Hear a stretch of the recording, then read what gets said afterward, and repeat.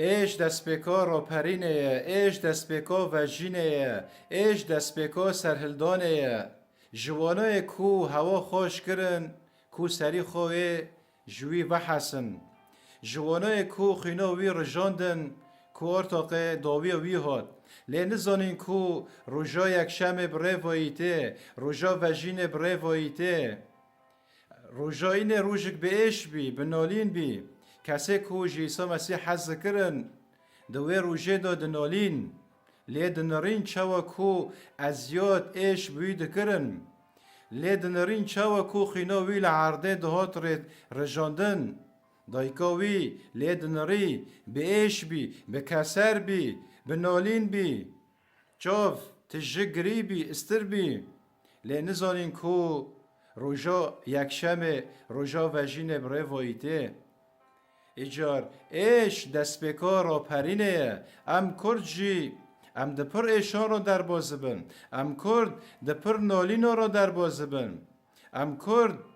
پر زندان را در باز بینه لی کسنه کو کرد کشتنه و کرد کرنه زندان جوانه کو داویه کرده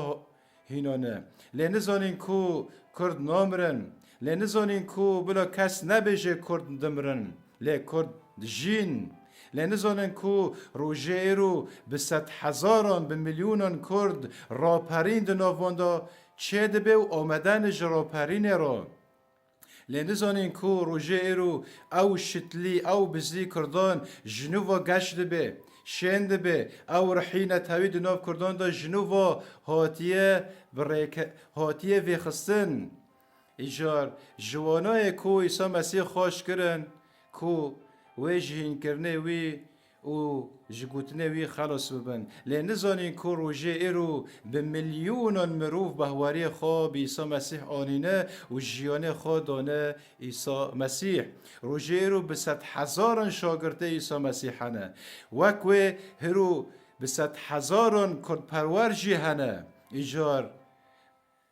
روژا یک شم ایته روژا وجین ایته ایجار ایش دست بکا وجینه ایش دست بکا راپرینه ایش دست بکا سرهلدانه درابه هی کرد و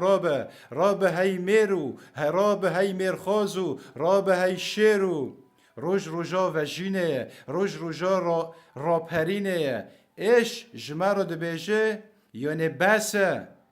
بسه یا نبتر به بسه راب و رشیه و قطرانه و زورداری یعنی سرخور راکه یعنی ایش بتر ده بیجه بس کو دجمنی تا کو زمانی خال سرتا درجه که بتر به راب سنوران هلوشینه او 4 آلین ولاد به هوا گریده ایجار ایش دست بکار را پرینه ایش دست بکار وجینه ایش دست بکار سرهلدانه درابن سرهلدانه روژ روژا وجینه روژ روژا را پرینه